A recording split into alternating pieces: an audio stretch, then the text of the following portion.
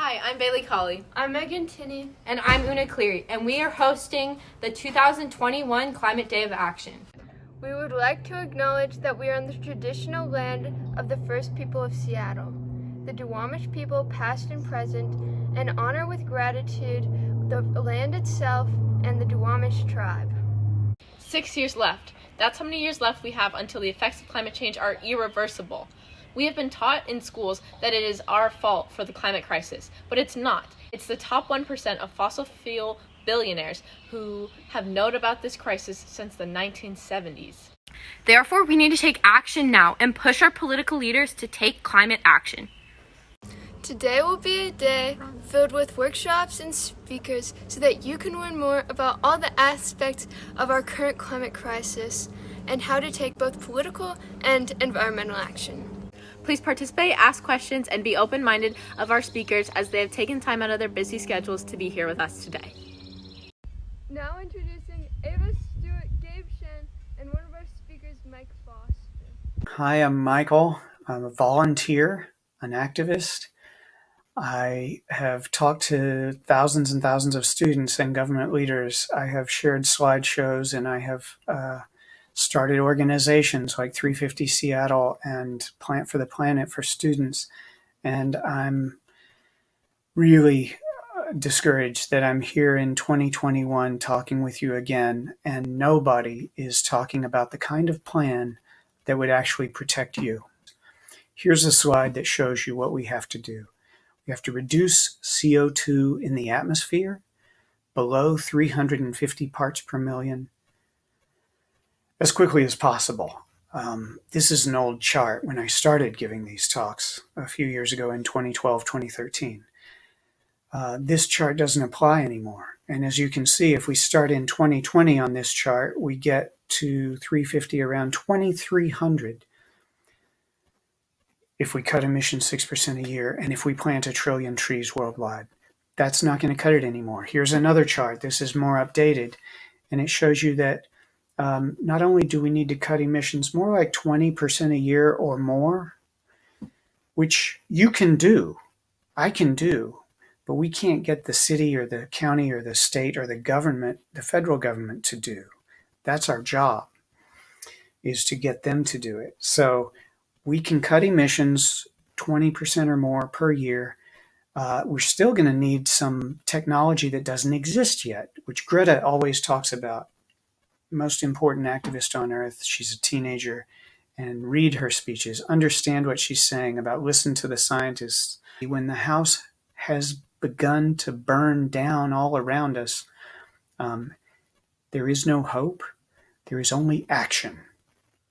Action counts. Action brings hope. And meanwhile, I'll be happy to answer a few questions. Thank you for inviting me. Do you think it's too late to save the environment? That is like the number one question that everybody wants to know, Ava, and probably think about it the whole time that they're reading something about climate or the environment. It's a complicated answer because the truth is, when I was starting school 50 years ago, there were 3 times as many living beings on the planet. A few years ago, when I started talking at Nathan Hale, there were twice as many. That means we reduced the population of life on the planet by 50% in my lifetime. So I did that, right? And I can say I did that because I'm living in the wealthiest country on the planet. We got this huge middle class, and we consume, depending on who you're comparing us to, 20 or 30 or 40 times more than other people who are living on the planet. Now, maybe they're food insecure. Maybe they don't know where their next meal is coming from. But maybe they do. Maybe they're living in an indigenous way, the way human beings have lived here for tens of thousands of years. But I think that I can't get by, I can't make it through the day or the year without consuming 30 or 40 times more. And so there's this thing about, is it too late? We need to restore the life on the planet. It is too late for 2/3 of life on the planet. But what's left depends on us, people like you and me. The lucky ones who are educated, who know that it's going on, who understand enough science to be able to say and measure and be able to realize, oh, the oceans don't go on forever. The forest doesn't go on forever. We actually have to stop 20 years ago. So our next question is, how bad really is the climate crisis situation? I mean, you hear different things in the media and in social media, and they can be kind of like snippets of information where it's hard to get kind of that full picture. And so, yeah, like, what are the actual kind of like, how severe are we looking at in terms of the climate crisis? Okay, I'm not going to pull any tricks here. I'm going to try and be honest with you, because I believe that when people understand the emergency, they can take emergency action. Greta says, our house is on fire. She says, I want you to panic. She means it. She's been very clear that, COVID proved that world leaders have never taken climate seriously as an emergency, because look at all the crazy things they did immediately when COVID hit. It was a matter of days and weeks until businesses were being shut down, right? And people were being told, just stay home. And can you imagine if climate was treated in the same way? Would we still be making jet planes and automobiles that burn fossil fuels? Probably not. We would probably cease that right now. Would we still be building new pipelines to move more of that oil to market faster so that we can burn more each day? Not. So on and on and on. You can imagine how different things would be. But how drastic is it? Okay. There's a fella named Roger Hallam, who is a person who was with Extinction Rebellion, a group in the UK, and they've shut down London for weeks at a time. And he was a farmer, an organic farmer, and he was experiencing some of the worst weather effects in history, flooding, and realized that he wasn't going to be able to get his crops in. And he went back to this other thing that he had studied, which was social movements and civil disobedience. And he pretty clear reading the science that if Europe and Russia and the US experience 3 years of drought in a row, bing, bing, bing, that experts say we could have mass starvation in the developed, civilized, industrial major cities of the world,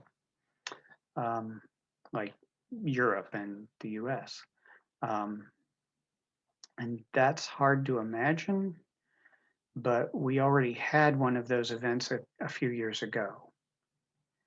So if you get a crop failure situation on the 3 breadbasket places that export food, then we're talking about some of the stuff you see in Hollywood movies, where countries become ungovernable. So that's about as plain as I can be.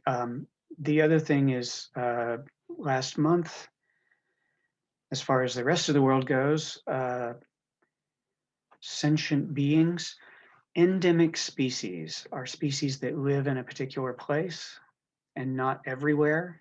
Like you see crows and raccoons pretty much everywhere, but you see, certain species live in a particular area around the world.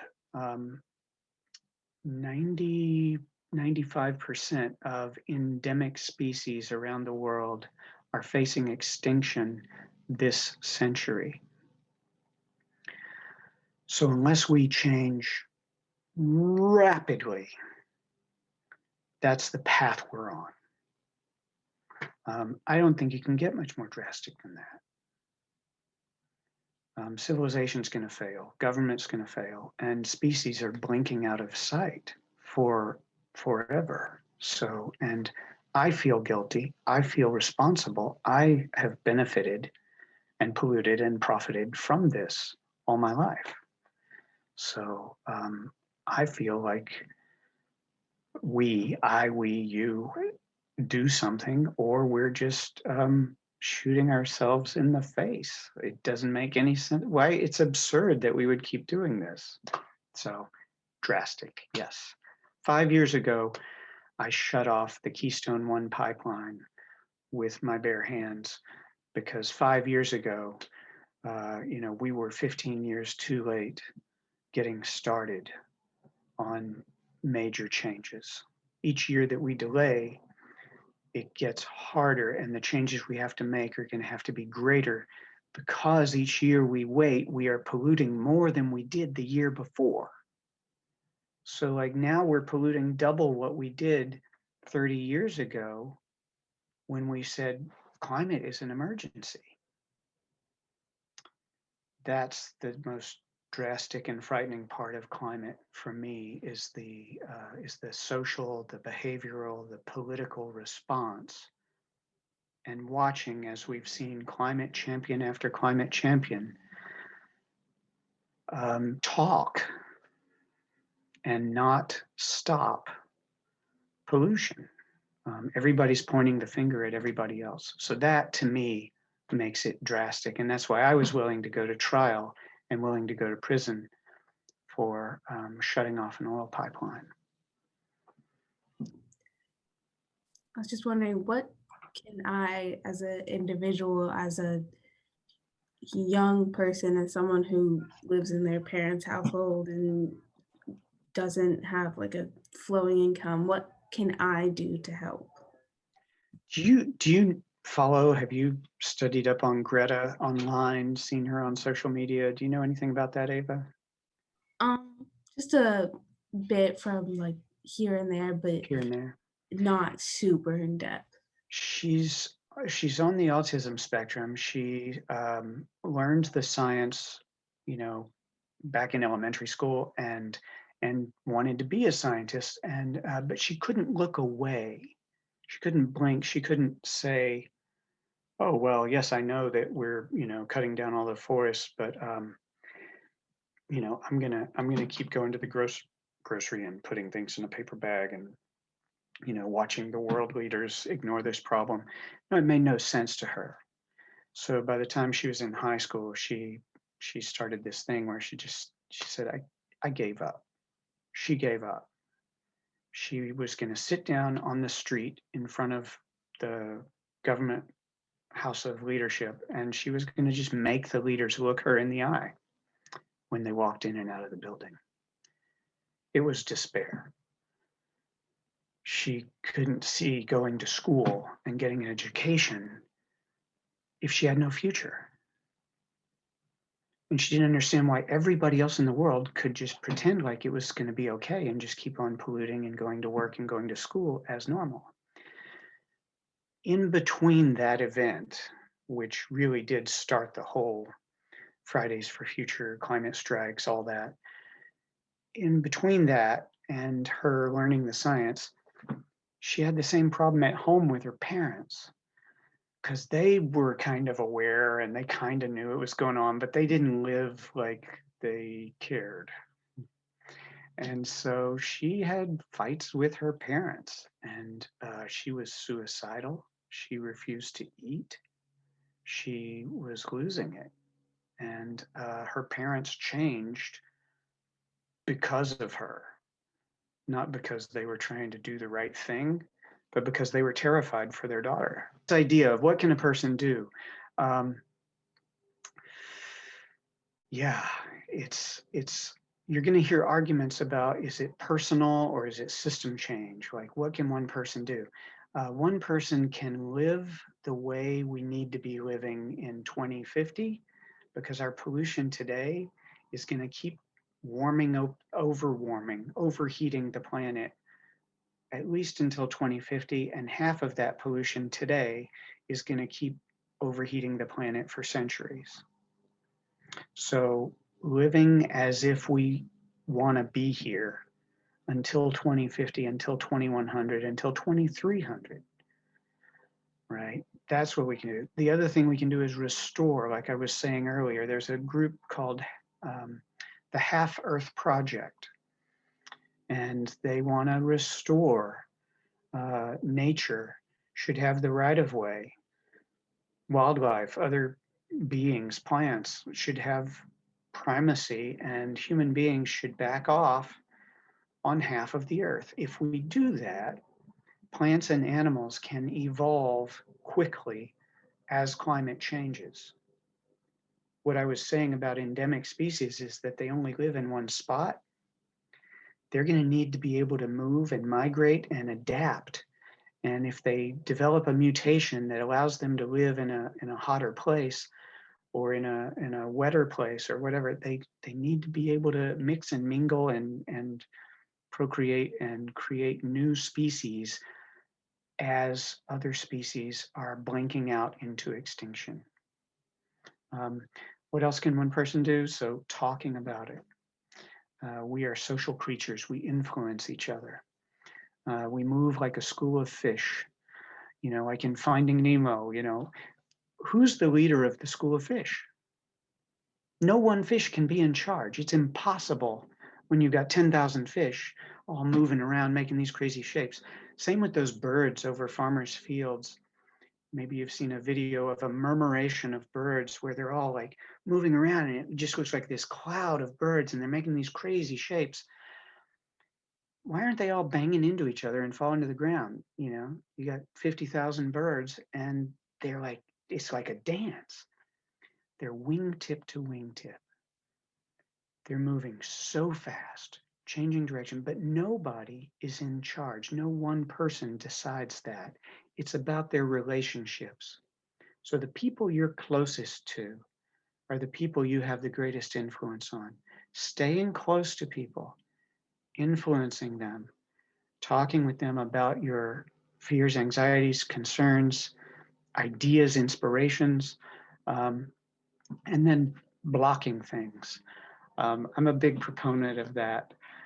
There's going to be a big action in Minnesota in 2 weeks, 3 weeks. And there is a pipeline that is going to be shut down in Minnesota.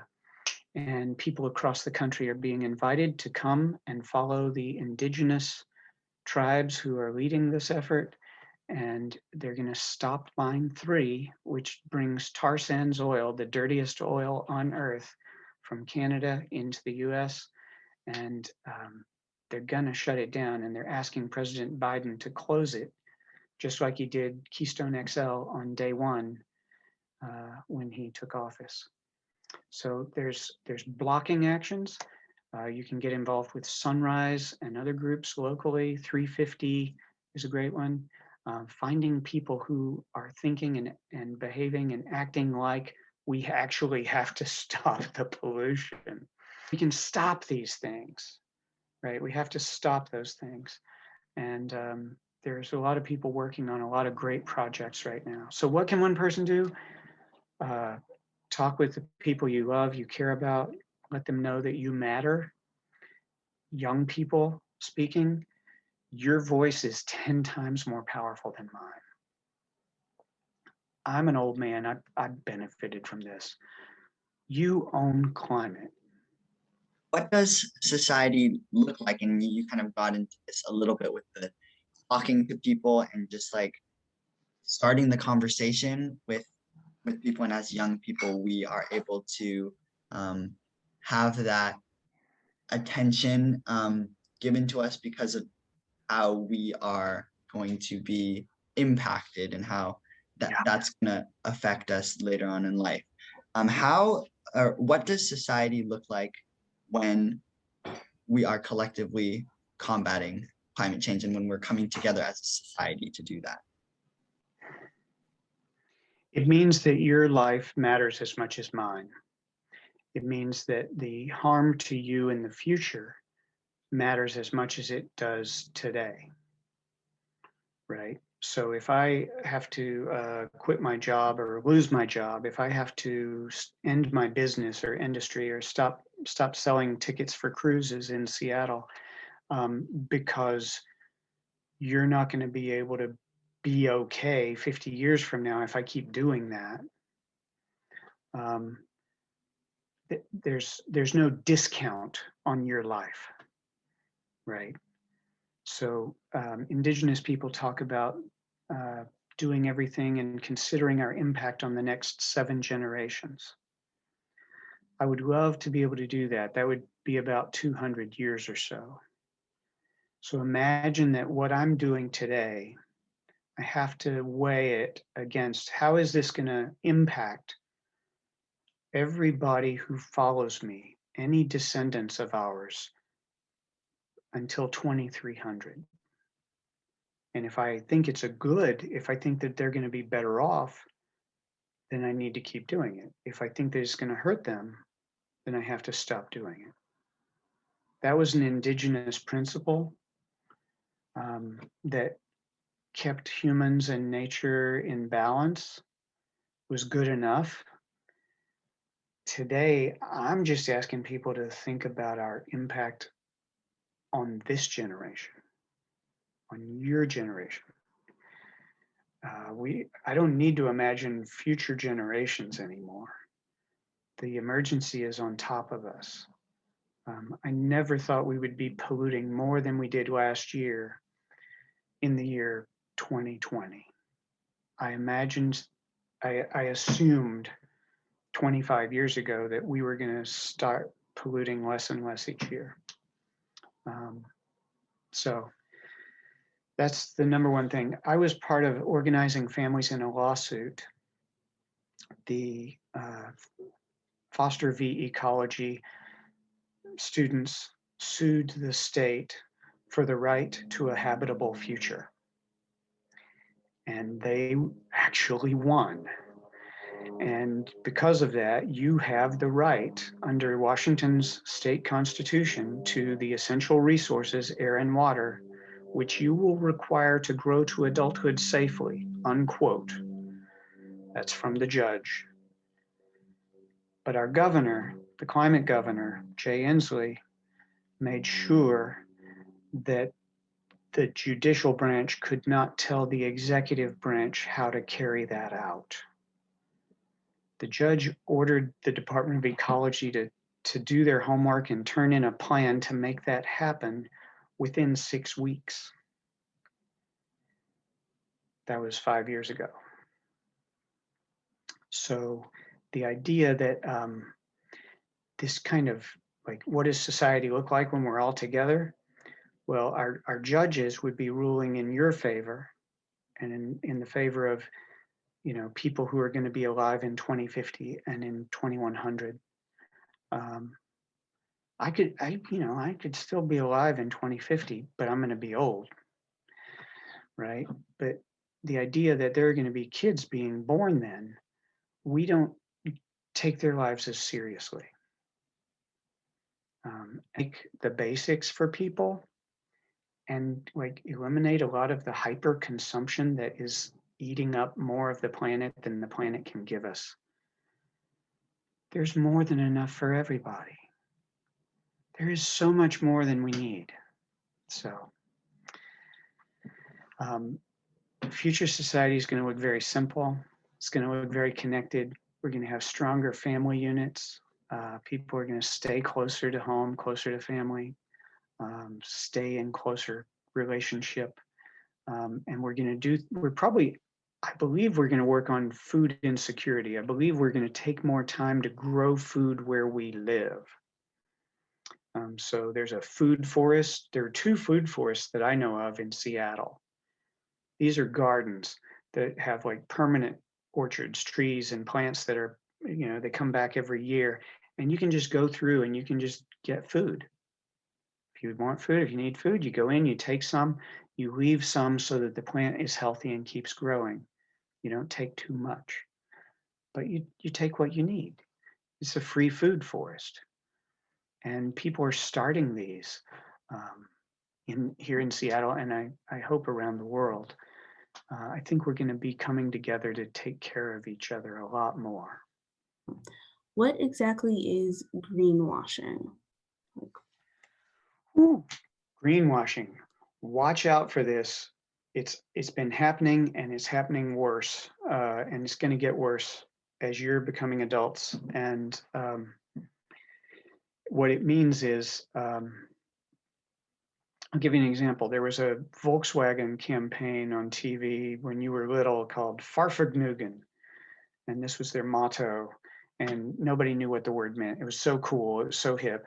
And they would show you their little diesel Volkswagen machines driving down the highway, and they'd say clean green diesel. Volkswagen's got like 45 miles to the gallon. It was like the best, cleanest, greenest car you could get. Volkswagen created software so that they could pass emissions tests with this vehicle that was putting out more pollution, like 40 times more pollution than was allowed by law. That was the car they were selling you. A car that would pollute so much, especially in like narrow urban streets, lower income neighborhoods where there's lots of like heavy traffic on the streets. If you want a 10% discount on a house in Seattle, look on a busy street because the air pollution is so bad. Well, Volkswagen was selling these cars that would pollute all this stuff and like make people sick as the cleanest, greenest car you could buy because it got 45 miles to the gallon. That's a perfect example of greenwashing. They lost in court. Now they're coming out with all these electric vehicles because they couldn't sell gas vehicles anymore because everybody realized they were being lied to. Greenwashing is when a politician or a policy tells us something that it's not. Tells us it's a solution and it's not. So,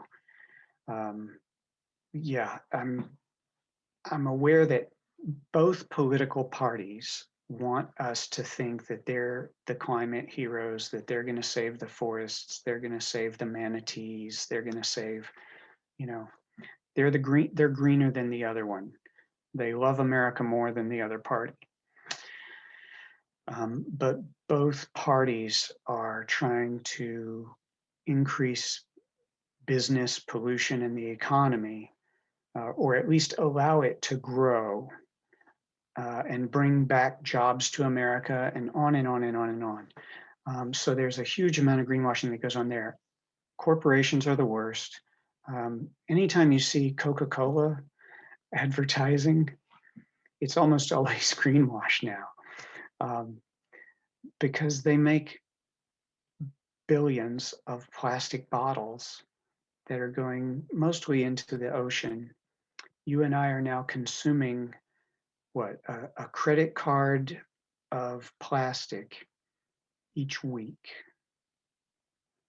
That's how much plastic is getting into my system just because of the plastic that I'm coming in contact with every time I go to the grocery store.